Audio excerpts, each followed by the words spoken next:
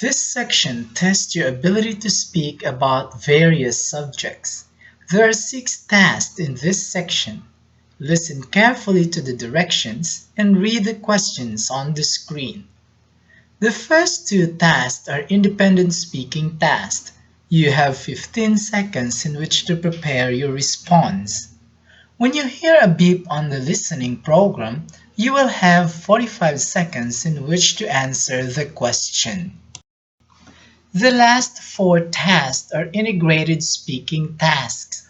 The third and fourth questions involve a reading text and a listening passage. You will have 45 seconds in which to read a short text. You will then hear a short conversation or part of a lecture on the same topic. You may take notes on both the reading and listening passage. You will then see a question on the screen asking about the information that you have just read and heard, and you will have 30 seconds in which to plan a response. When you hear a beep on the listening program, you will have 60 seconds in which to answer the question.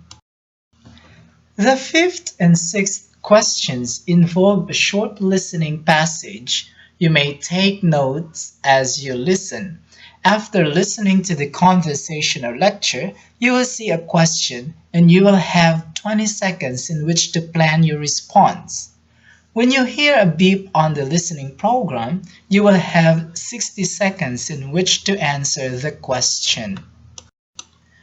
On an actual test, a clock on the screen will tell you how much preparation time or how much response time remains for each question. Your responses will be recorded and evaluated by trained raters.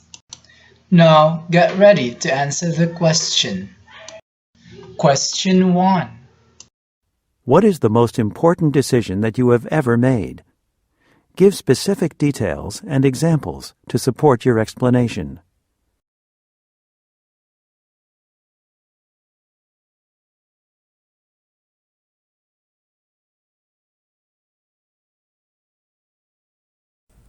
Begin speaking after the beep.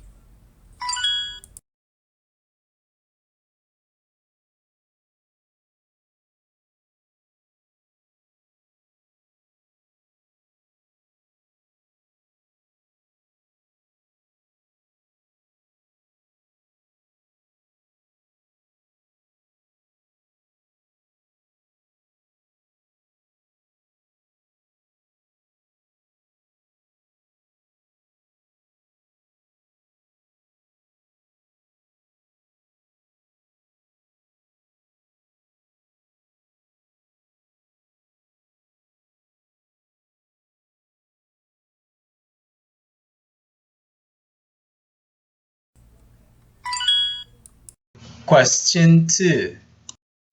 In some university classes, grades depend mainly on tests, such as quizzes and final exams.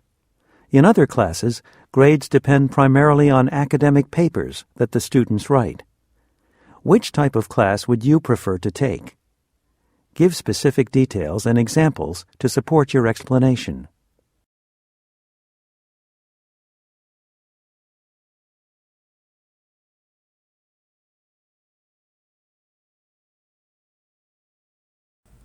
Begin speaking after the beep.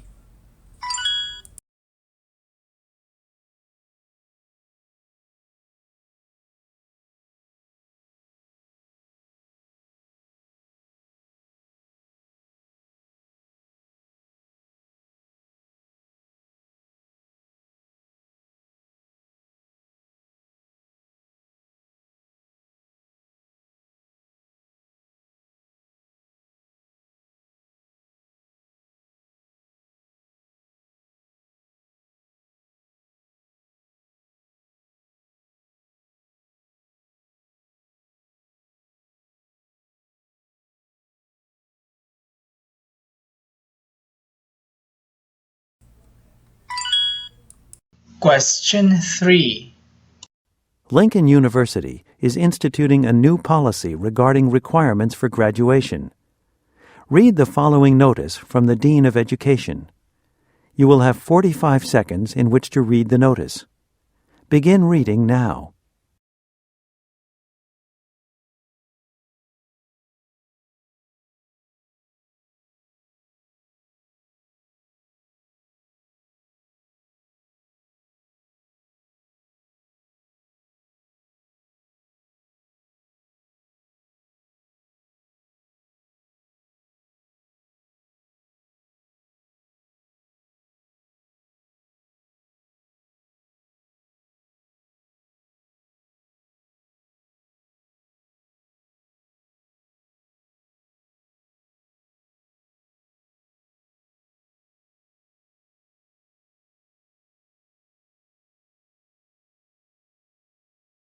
Now listen to two students discussing this notice.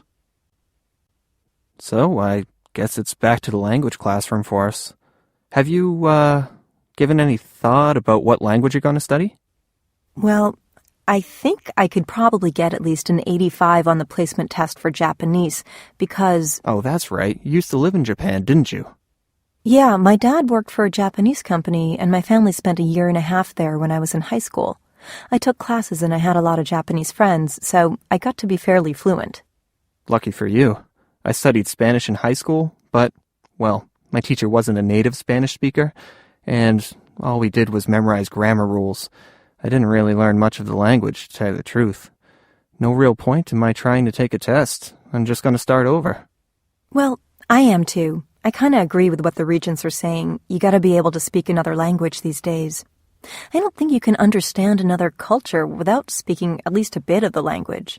And if you want to work abroad or even just travel, you need some fluency in another language. So, what language are you going to study? Well, I think I should learn a European language, just for balance. Probably French or Italian. The woman gives her opinion of the notice written by the Dean of Education. Explain her opinion and discuss the reasons she gives for having this opinion.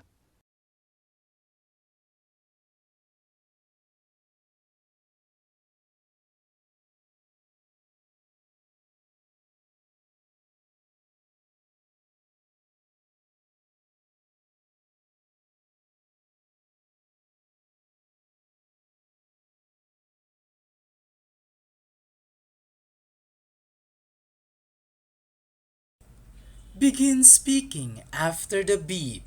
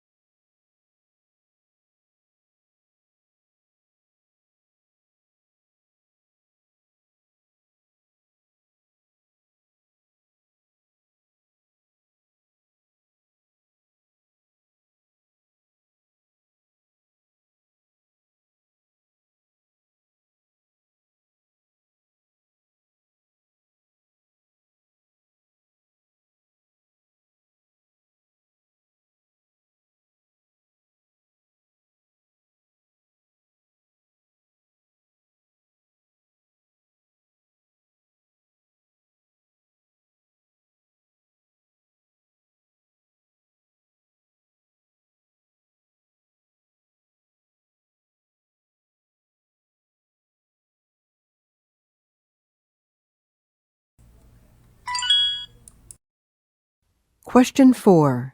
Please listen carefully. Read the following passage about airships. You will have 45 seconds in which to read the passage. Begin reading now.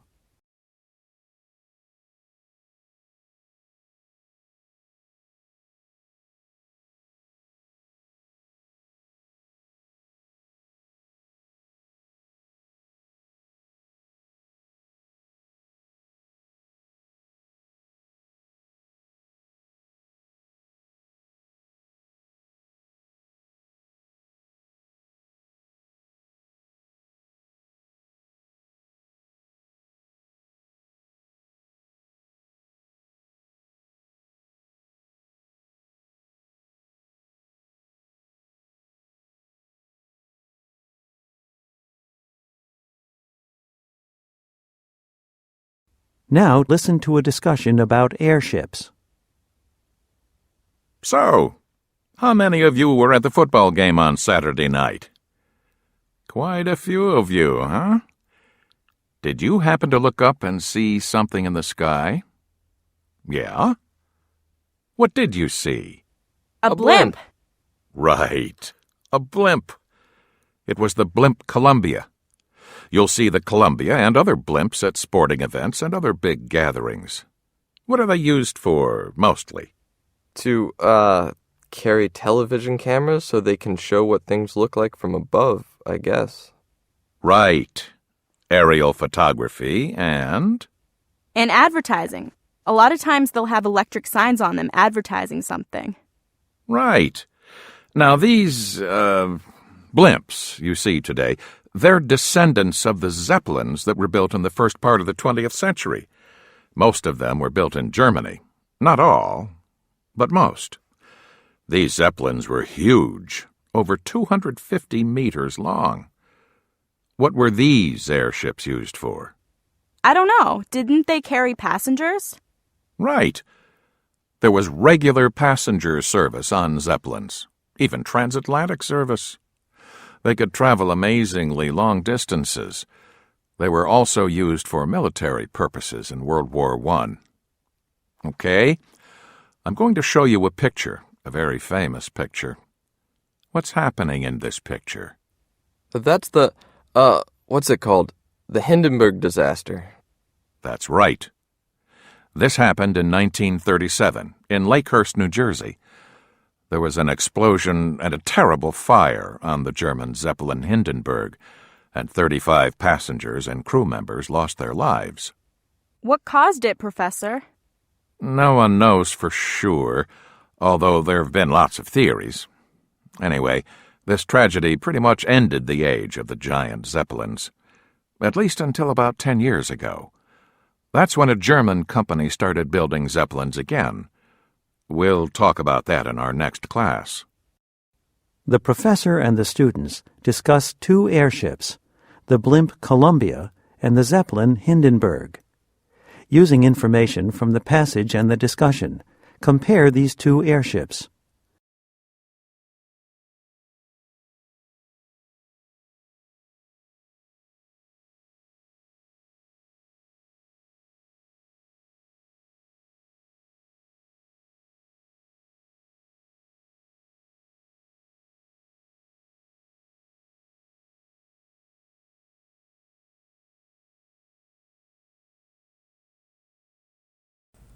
Begin speaking after the beep.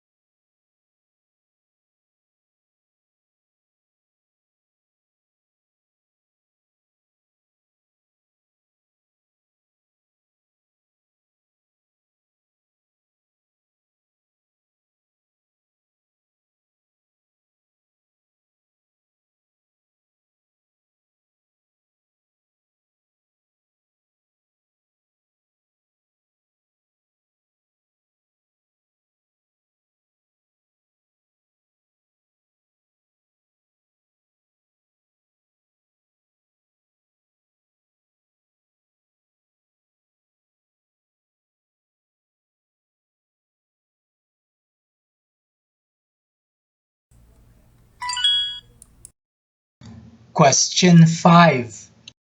Listen to a conversation between two students. Hi, Diane. Getting ready to go somewhere for spring break? Hey, Mike.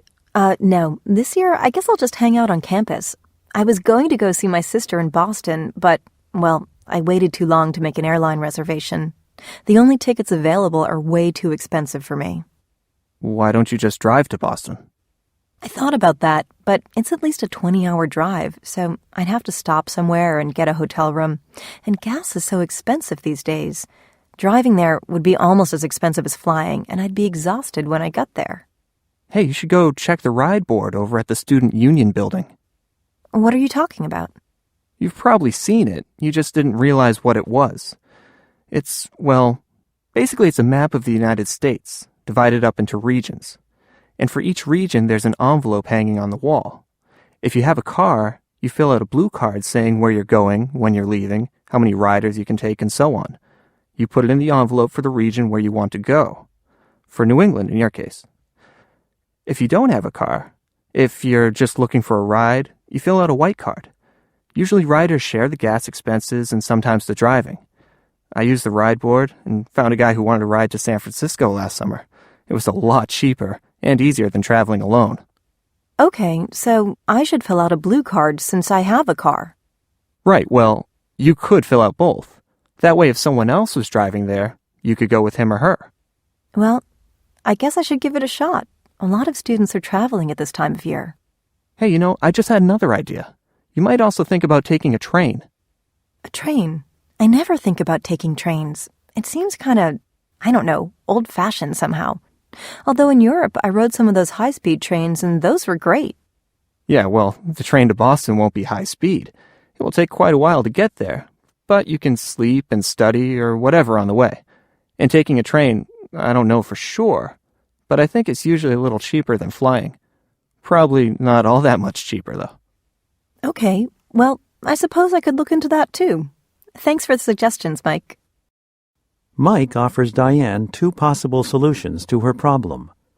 Discuss her problem and then explain which of the 2 solutions you think is better and why you think so.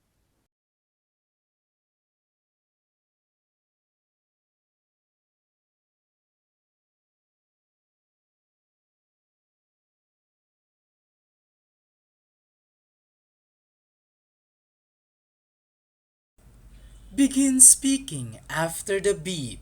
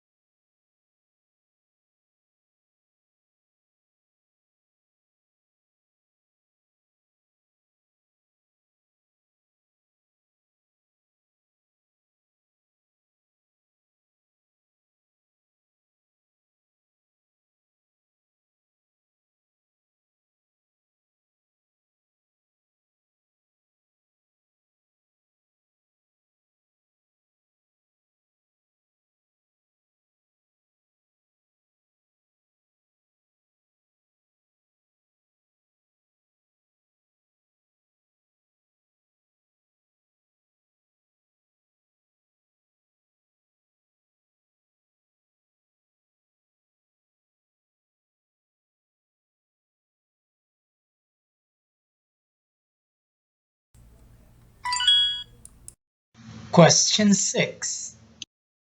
Listen to part of a lecture in a botany class. Okay, we were speaking in our last class about pollination, about how all flowering plants have to be pollinated. I said then that the most common method of pollination was by bees, butterflies, and other insects. These insects visit flowers to get a sweet liquid called nectar that the flowers produce. This is their source of food. It just so happens that these flowers, these nectar-rich flowers, are also fertile and are ready to pass on their pollen to other plants by means of these insects, or they could also receive pollen the insect has picked up from another plant. Now, for most plants, this process is pretty much hit or miss. It's pretty random. Insects have no way of knowing which flowers contain nectar and pollen, so they have to visit a lot of flowers to find the right ones. However, there are some plants that have a system that tells the insects which flowers to visit. It's based on a color code, believe it or not. For example, there's a plant, a shrub called the lantana, and on the first day it blossoms, its flowers are yellow. That day, the flower is full of pollen and nectar. The next day, the flower turns orange. There's less nectar, less pollen. On the third day, it turns red and it's no longer fertile. It has no pollen, no nectar. Only about 10% of the lantana's flowers are yellow at any one time, but insects are 10 times more likely to visit a super fertile yellow flower than a less fertile orange one, and nearly 100 times more likely to visit a yellow one than an infertile red one. And this system, it's a good deal for both plants and insects. Insects have to visit fewer flowers, and plants do not have to expend energy trying to keep all their flowers full of nectar and pollen all the time. Now, you might say maybe it's something else. Maybe it's the smell of the nectar and not the colors that provide the signal to the insect. But no, there were experiments done with flowers made of yellow paper, and insects were as likely to visit these as real flowers. So no, it's the color. Any questions about this? Using specific examples and points from the lecture, explain the relationship between the lantana plants and insects, and discuss how it benefits both of them.